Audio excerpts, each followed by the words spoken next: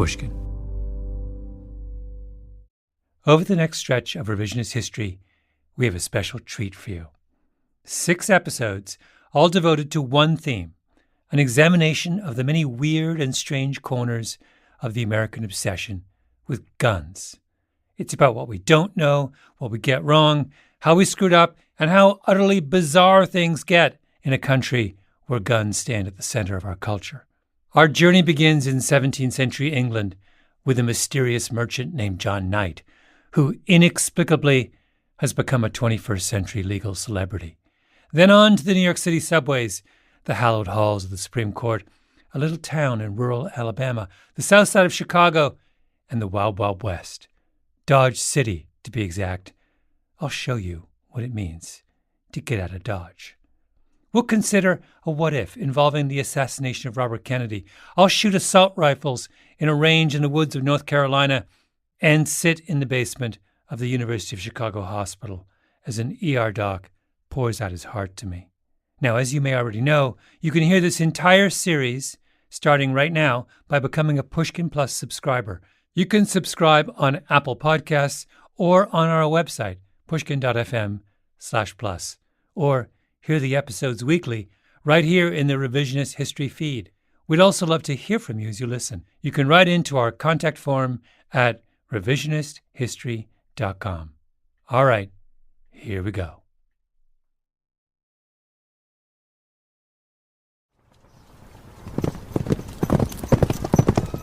It's 1686 in Bristol, a major port and manufacturing centre on the southwest coast of England. A local merchant named John Knight, Sir John Knight, is riding up a steep road outside the city to an Anglican church, St. Michael's on the Hill. Grey stone, slate roof, sturdy walls, built during medieval times to withstand the full brunt of hostile force. The city of Bristol, spread out below. Sir John Knight bursts in, and then, oh my God. John Knight!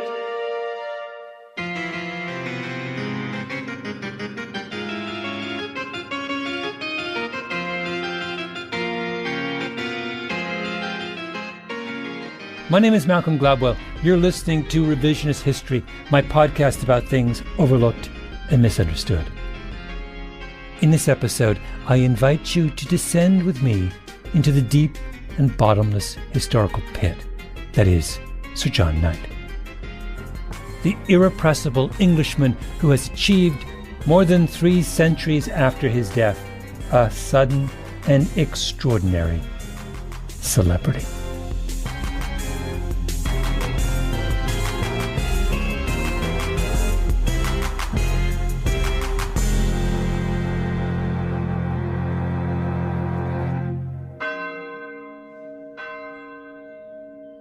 How was it that the John Knight case came to such prominence? Who uncovered it? It doesn't sound like this wasn't a case there wasn't a famous case in England at the time. No, I hate to say it's like, like if you talk about history, like, you can go to Africa and find a rock with somebody's name on it that says, founded by a white guy in 1918. No, it was existent, right? It was there. It's always been there.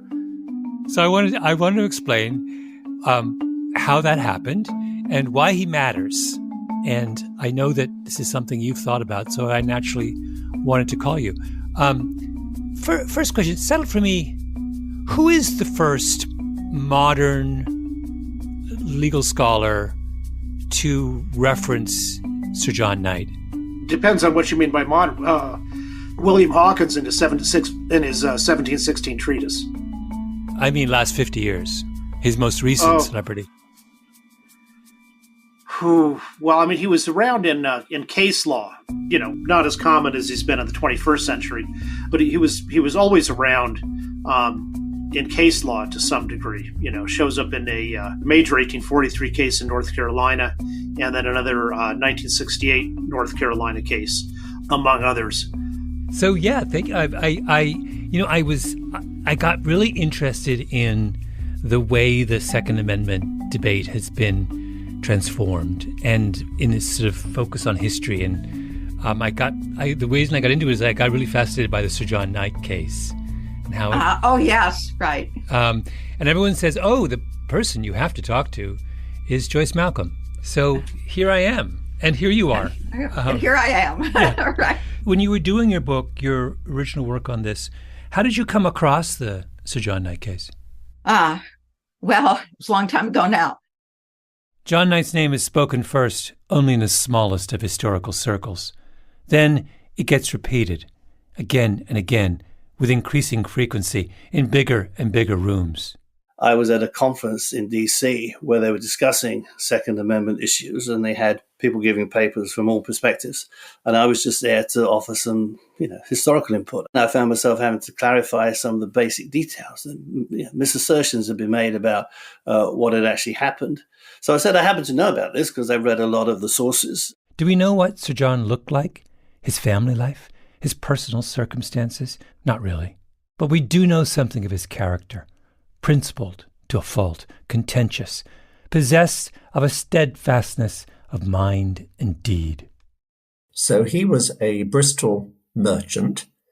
He was from quite an important Bristol mercantile family, and perhaps because his father had been a sugar maker, Sir John Knight appears to have gone out to the West Indies and spent a period of time there, apparently rather controversially, because when he then applied a couple of years before the period we're dealing with to be the governor of the Leeward Islands, he appears to have been vetoed by the people there, saying that from their experience of him, he was the last person that they wanted to come out as the governor.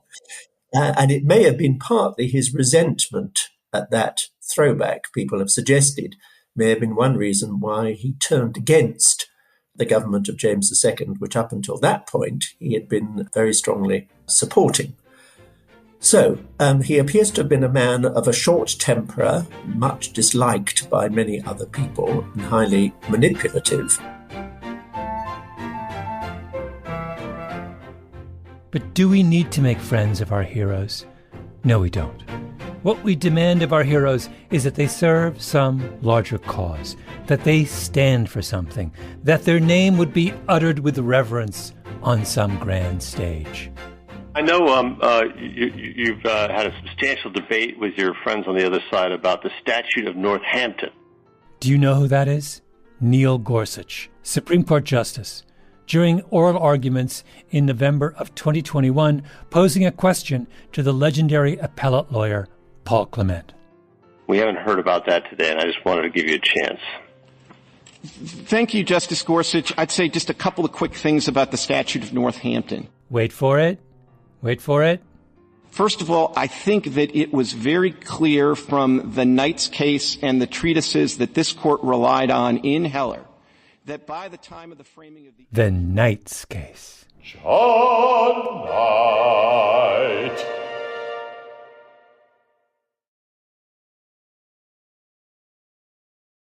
When the final accounting is done of the 21st century, a handful of Supreme Court cases will stand out as landmarks. The Citizens United case from 2010, for example, which freed corporations to spend enormous amounts of money on political candidates. The decision to overturn abortion rights.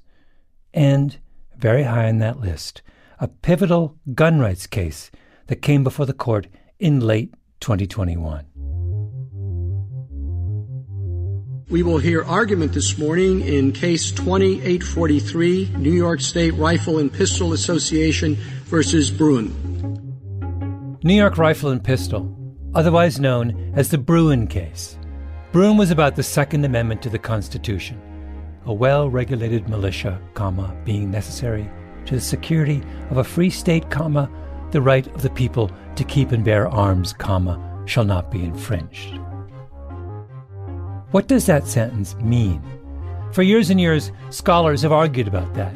We even weighed in on it here at Revisionist History, if you remember, in Season 3's Divide and Conquer episode, with an investigation of the significance of the commas that surround the phrase, being necessary to the security of a free state. But then along comes the Bruin case.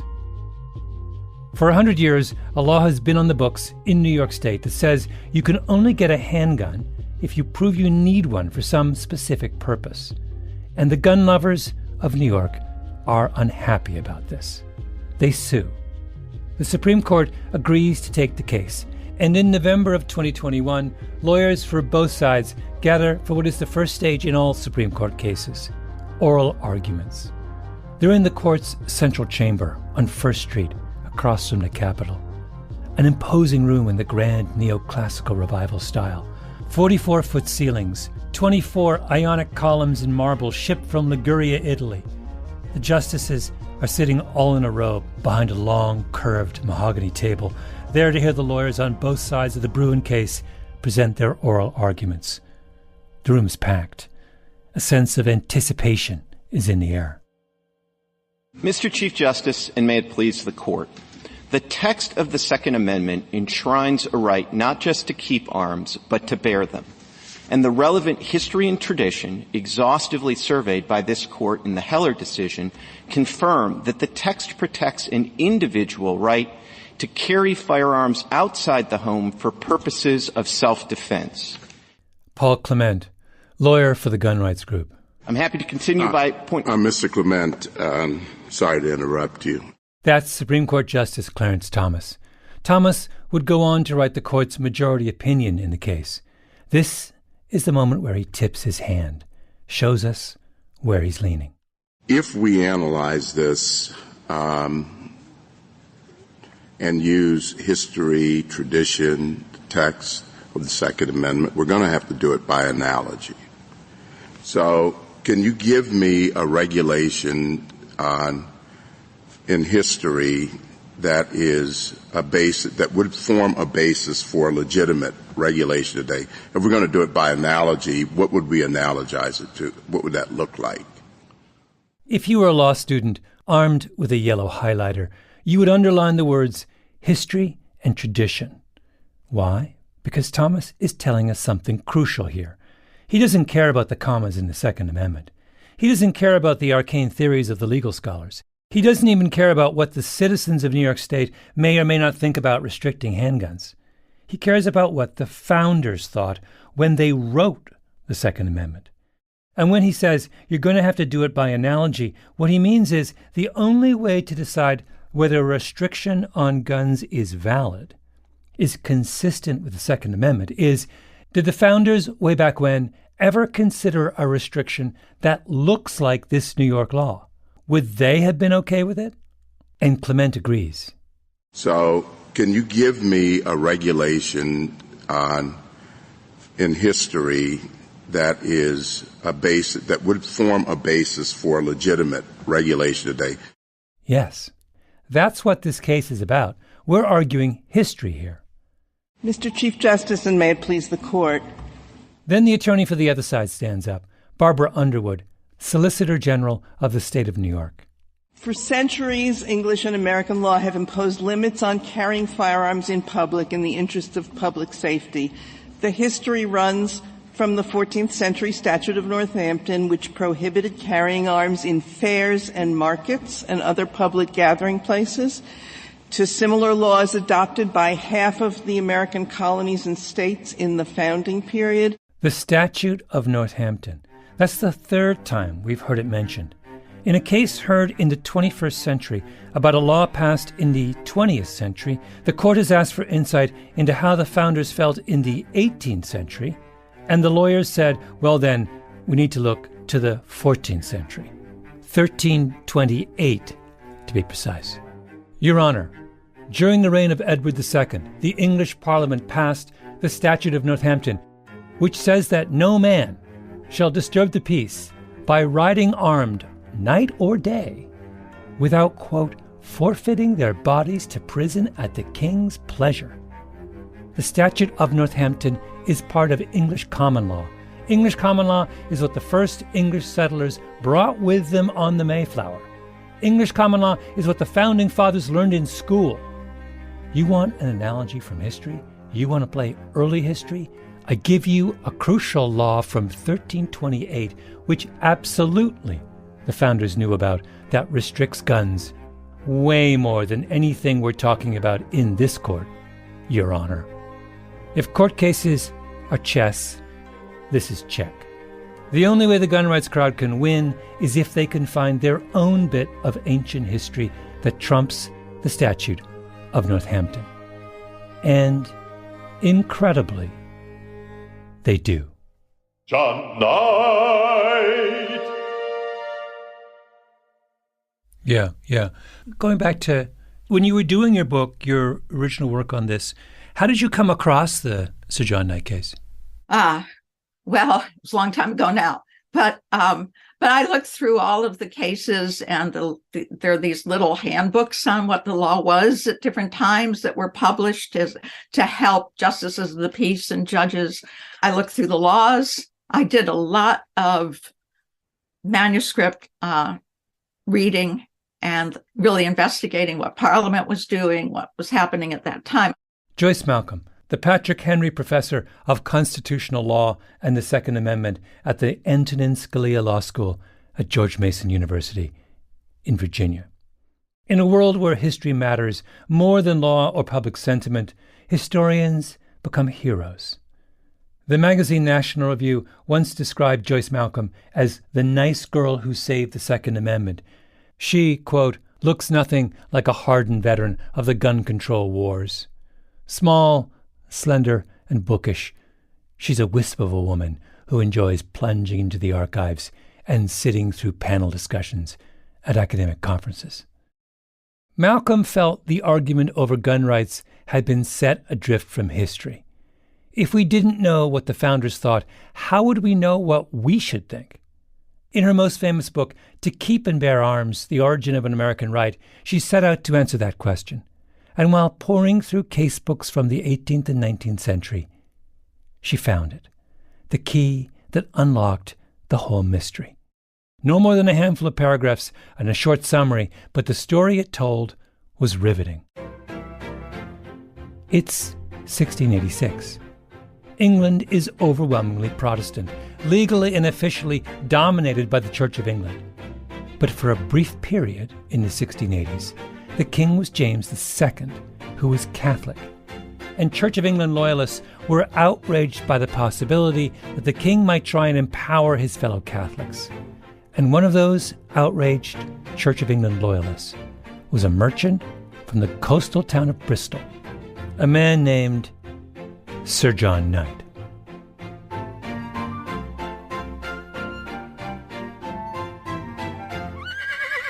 One day, Knight rides up a steep road outside Bristol to the Anglican Church of St. Michael on the Hill. He bursts in, the story goes, waving his guns, gives an impassioned speech.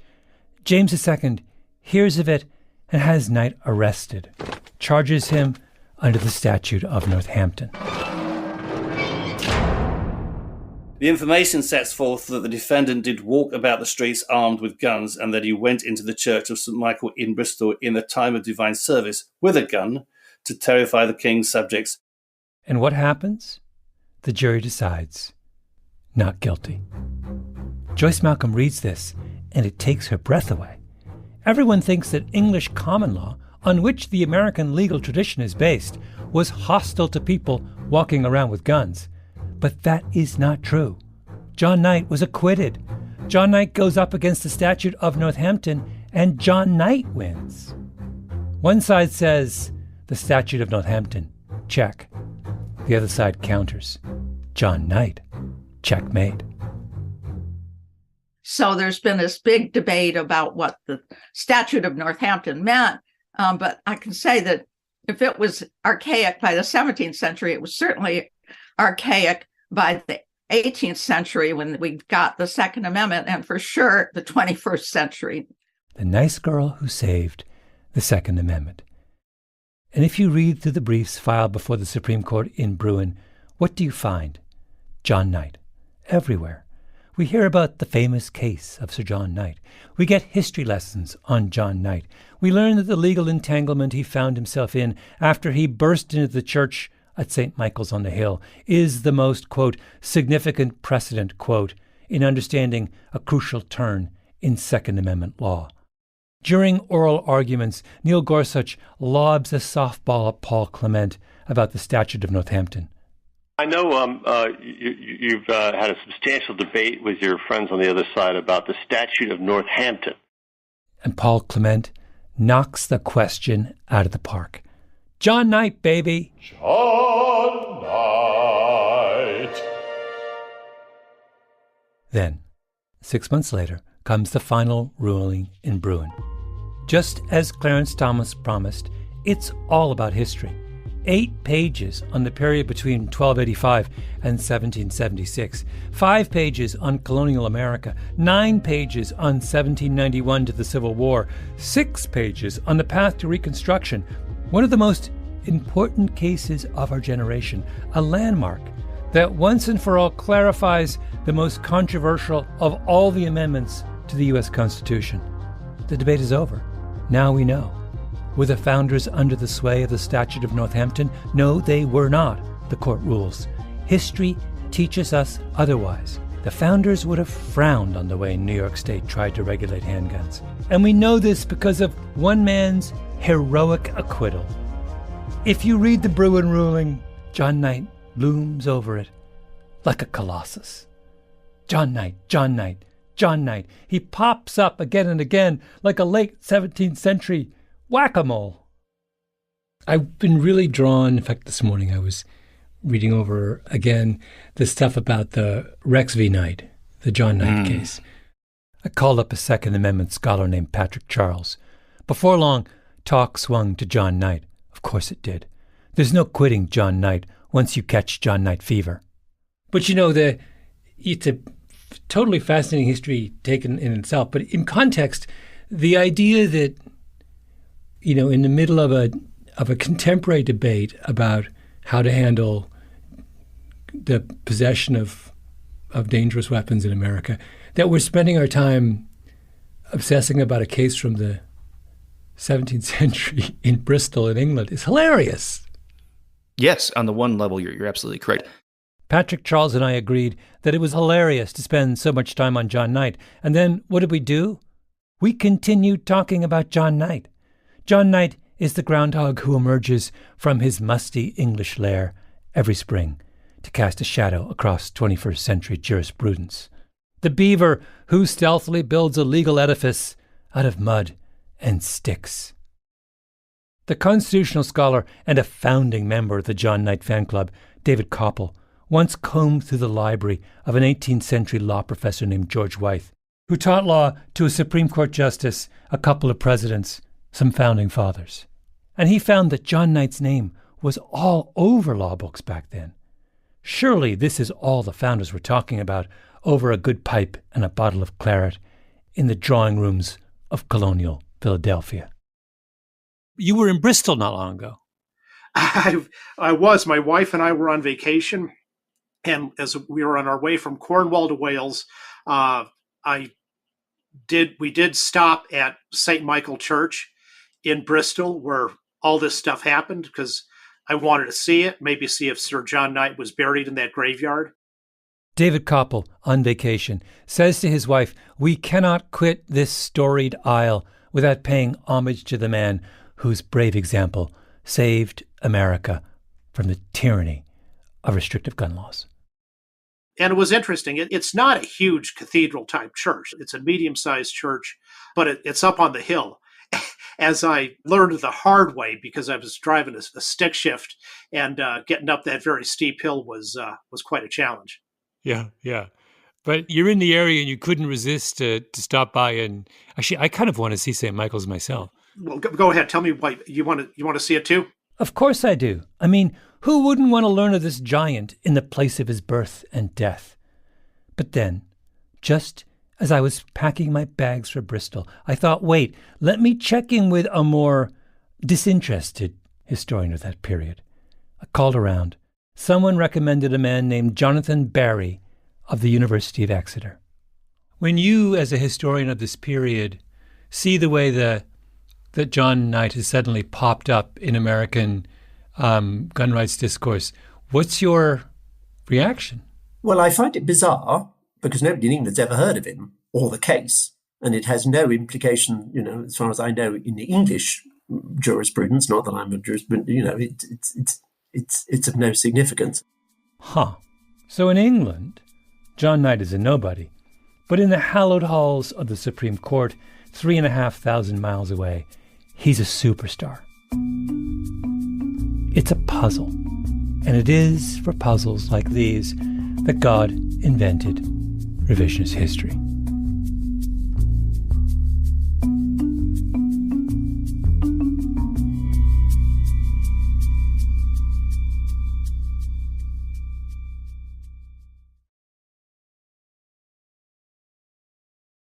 One of the problems associated with the coronation of John Knight as the savior of the gun rights movement is that our understanding of the details of his arrest and acquittal was limited.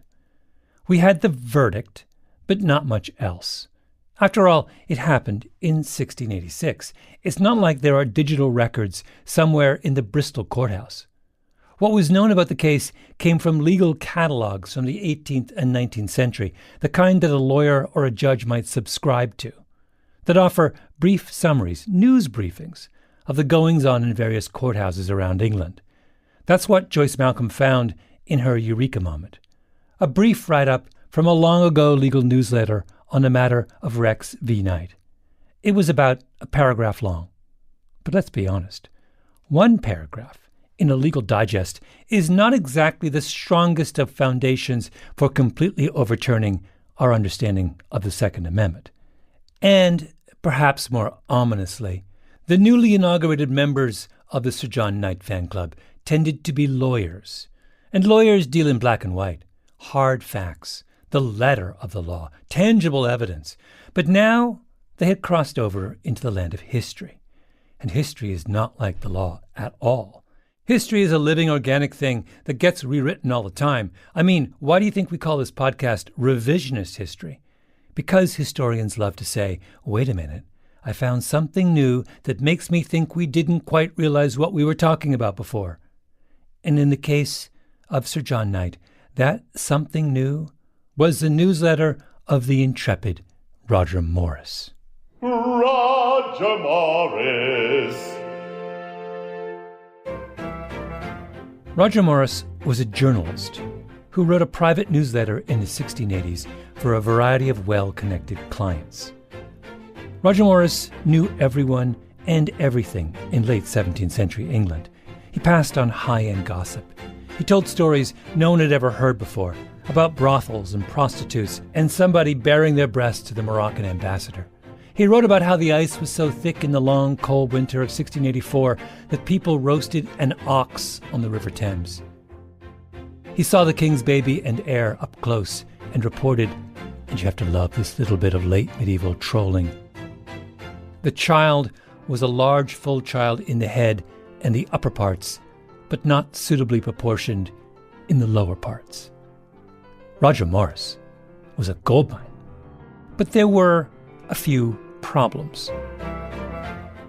The first was that Roger Morris's reputation did not extend beyond the late 17th century. His newsletters ended up in an obscure library in central London, where no one paid attention to them for several hundred years. Second problem. Roger Morris was incredibly prolific. The Roger Morris archives extend into the millions of words. So if you wanted to find out what Roger Morris had to say about this or that, you had to make a commitment. Third, and maybe the biggest problem of all, Roger Morris's entire life work was written in code. I mean, if you're going to diss the private parts of the heir to the throne, you have to take some precautions. There was an attempt by a historian called Douglas Lacey to try and do a started work on a volume. That's the historian Tim Harris. He did a book in the 1950s. He couldn't break the shorthand, couldn't break the code, and it's too much for one person to take on. A cryptographer from Oxford had to get involved. Teams of historians volunteered, passing the job down from one generation to the next, until, finally, there it was, a full shelf of encyclopedia-sized volumes offering hitherto unknown insights into one of the most complex eras in British history. And Roger Morris, it turns out, had a lot to say about Sir John Knight. It's a 7-volume edition. And there was a team of us who did it. And now it's widely available. And because it's widely available, people are looking at it more and say, oh, there's not more we can find out about the Sir John Knight case. Yeah. It's an incredible source. It has lots of very valuable information and is clearly well informed. And if you can check his information against other sources, it's clearly accurate. But he also gives you additional information which you won't get elsewhere. So much additional information. Oh, my God. So he was a Bristol merchant. He was from quite an important Bristol mercantile family. Jonathan Barry, historian at the University of Exeter. The Knights ran sugar refineries. They had plantations in the Caribbean. They were politically well connected, and their sympathies did not lie with the Catholic King of England, James II. John Knight hated Catholics. One day, he learns that a group of Irish Catholics are holding a secret mass in a house in Bristol. He arranges to have the priest arrested. So he gets the Lord Mayor and other magistrates to raid this Catholic chapel. So a couple of weeks later, there's an anti-Catholic ritual in Bristol, which the government suspects the magistrates of Bristol and maybe Sir John Knight were involved in encouraging, where they parade through the city, scoffing the mass. They hold a piece of bread up in the air, and they have someone dressed as the Virgin Mary and someone dressed as a monk, and the monk is fondling the Virgin Mary. The monk is fondling the Virgin Mary. So the government is upset about this. The King of England is a Catholic, remember? And after that, Sir John Knight claims that he's threatened and is beaten up by a couple of Irishmen. So Sir John Knight was advised to retire to a house in the country. But because he was in fear of beaten up, he was quite, they beat him and kicked him when they attacked him. When he came into Bristol, subsequently, he came with a company of people carrying swords and muskets before him. But he left these at the walls of the city, because you're not allowed to carry arms into the city. Bristol had its own bylaws. Yes, you heard that correctly. He checks his guns at the gate. Now, this is worth a slight digression. We tend to forget how violent and militaristic 17th century England in general, and a place like Bristol in particular, were. Jonathan Barry again. One reflection of the fact is that Bristol was a leading place for privateering, where basically you capture the ships of your rival traders, as it were, so you load yourself up. Bristol is just beginning at this period to get involved in the slave trade with Africa, which of course both involved the use of military force, but also, as you may know, one of the chief products that you actually took there to trade with was arms. And one of the things that Bristol and places around it were producing, in fact, were lots of arms, but also they needed weapons, cannons for their ships, and so on. So we have to imagine a society in which there are a lot of people that are used to using weapons. So why would the Knight case represent some kind of turning point in British attitudes towards guns? Bristol was awash in guns, so much so that they were forced to put gun control measures in place that put anything in America today to shame. I mean, I think it's absurd to think that the crucial issue here was about whether a man was bearing arms or not, because there were lots of people wandering around bearing arms. Anyway, back to our story with Tim Harris. And then on one day, he goes to church, and he does go with his attendant and goes with a gun and sword. But he says he leaves these at the porch with his attendant. The church is St. Michael's on the Hill, his church, the one overlooking Bristol. He gets off his horse, checks his weapons at the door. Isn't that enormously significant here? So here we have a case that Second Amendment types are claiming is this enormously important precedent for the right of an individual to bear arms. But the individual in question checks his arms at the door of the church. I mean, it's like it's nothing to do. He's not waving his gun around or claiming he can wave his gun around. He quite willingly adheres to local norms about where guns should and shouldn't be carried. Yes, that seems to be the case. Okay. So Knight enters the church and he shouts out, "The Catholics are trying to kill me, and they're going to try and kill you too." Another quick digression. I asked Jonathan Barry about that moment. One question before we go on with the story. I wanted to go back. How Catholic was Bristol in this era? So if almost non-existent. Oh, wait. So John Knight is going into this parish church and saying we're all in danger of being God-freed by the Catholics. Somebody.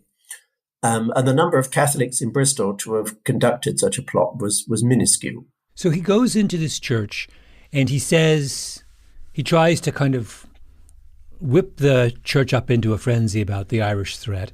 And the government says, "You've gone too far." He's implying that the Catholic king is somehow conspiring against his own people. And that's when he gets in trouble with the law. Yes. He doesn't sound very likable, Sir John Knight. Nobody appears to have liked Sir John Knight. No.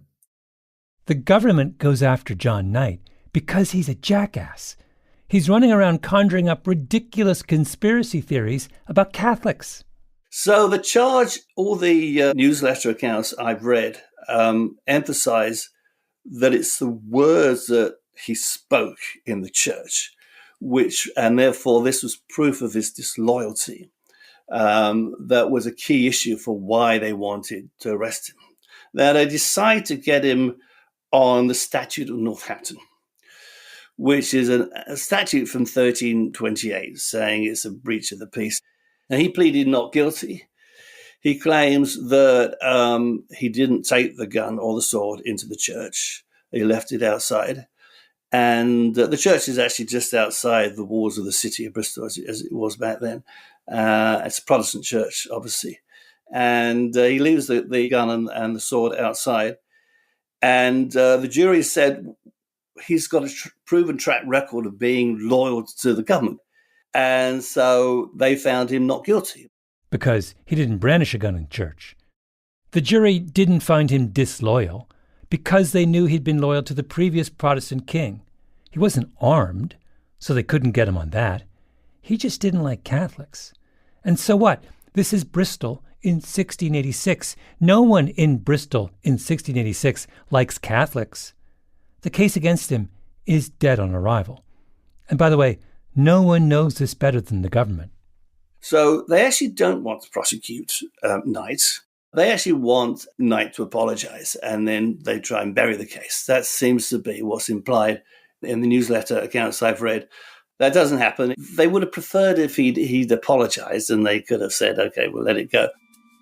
So, to recap, John Knight's episode in the Church of St. Michael has become a heroic moment to the American gun rights movement, even though John Knight wasn't actually carrying a gun when he entered the Church of St. Michael, even though the case against him had nothing to do with guns, even though Bristol, in fact, had gun control ordinances that puts every gun control ordinance in America today to shame, and even though the whole brouhaha was just about him being a bigot who was terrified of a Catholic conspiracy taking over Bristol, even though there were hardly any Catholics in Bristol. And even though the whole case was dead on arrival and Knight could have apologized and made it all go away, and just didn't feel like it. But the only way you would know all this is if you were willing to wade through the 7 volumes of Roger Morris's coded newsletters. And who has time for that? I was reading did you read, there's the historian Tim Harris wrote an essay on. Yeah. I was amused to see there was he talks about the Sir John Knight case, about how when he goes to the church, the Protestant church, right, to speak to what he thought was the threat being posed by the Catholics in Bristol, he insists that he checks his weapons at the front of the church. And he also says that when he goes into Bristol, he abided by the bylaws of Bristol and didn't carry his weapons into the past the city's limits. I wondered how Joyce Malcolm made sense of all these new facts. The Roger Morris newsletters were finally decoded more than 10 years after she wrote her opus To Keep and Bear Arms. So I'm just curious, how do those sort of two facts fit into this story? So even if the Sir John Knight case represents some kind of affirmation of the individual right to peaceable carry, so John Knight himself is complying with some pretty strict gun control laws, isn't he? I think, to be honest, I think that Professor Harris is wrong. First of all, because there was all of these duties and requirements to protect yourself, and in the judge's opinion in their Sir John Knight case, he says that the law allows gentlemen to go about with arms as long as they're not, unusual and dangerous weapons. So the judge seems at odds with Professor Harris. Mm. But what do you make of Sir John Knight's claim that he checked his weapons at the front of the church and didn't carry his weapons into the city of Bristol? I find that very odd, because if that were the case, if there was a law that he couldn't carry his weapons into the city of Bristol at all, that the whole city was what we would now call a sensitive place, that no one could wear, it goes against your right to protect yourself. It goes against your right to protect yourself in your house. It goes against the judge's ruling. And to be honest, Professor Harris is British. They don't think much of the right to be armed. The homicide rate in the United States, if you're wondering, is 4.5 times higher than the United Kingdom. When I explored that right and told my British friends about it, most of them didn't even realize they ever had a right to be armed. There's this whole history that they haven't looked at. And I think it was because, as I said earlier, I asked an American question.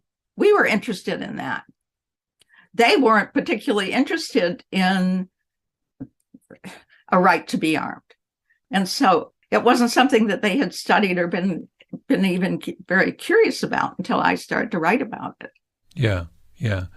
But if the British aren't interested in a right to bear arms, then why are we drawing on why is British tradition relevant to the discussion of American individual gun rights?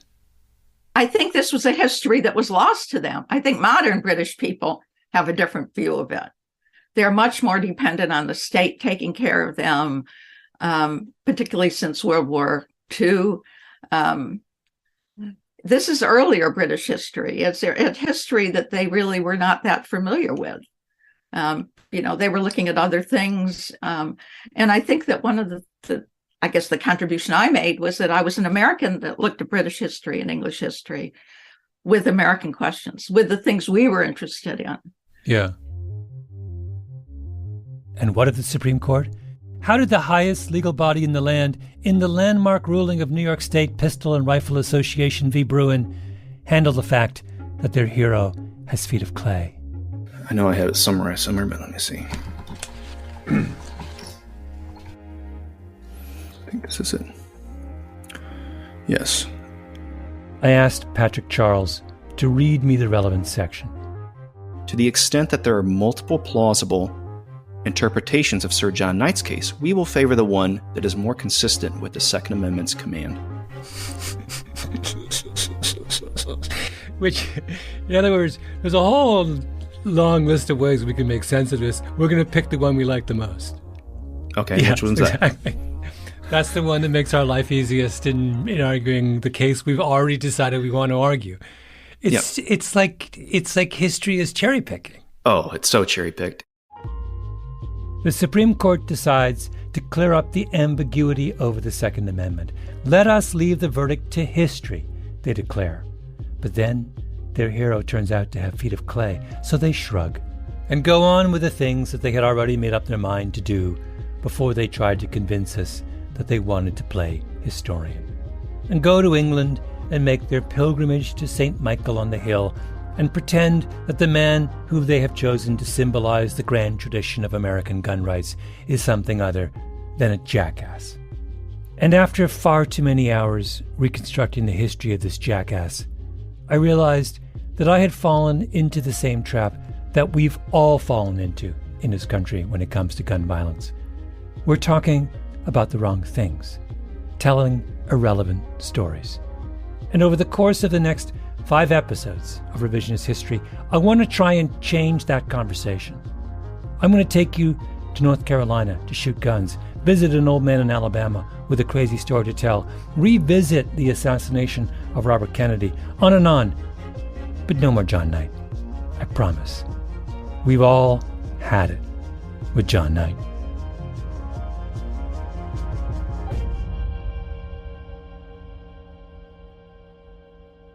What kind of person was he?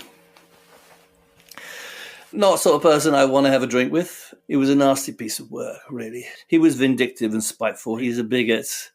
He's a troublemaker. He's obviously deliberately going out to try and provoke trouble in April 1686 when he gets this priest arrested because he's stirring things up. So, not a nice piece of work. That's my basic view of him.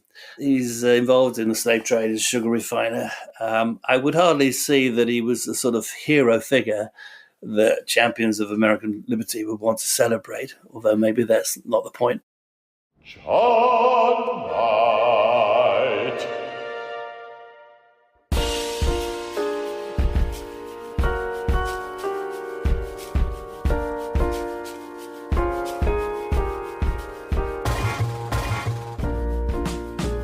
Our Revisionist History Gun series was produced by Jacob Smith, Ben Nadaf Haffrey, Kiara Powell, Tali Emlin, and Lee Mengistu. We were edited by Peter Clowney and Julia Barton, fact-checking by Arthur Gompertz and Cashel Williams. Original scoring by Luis Guerra, with vocals in this episode by the magnificent Ethan Hirschenfeld.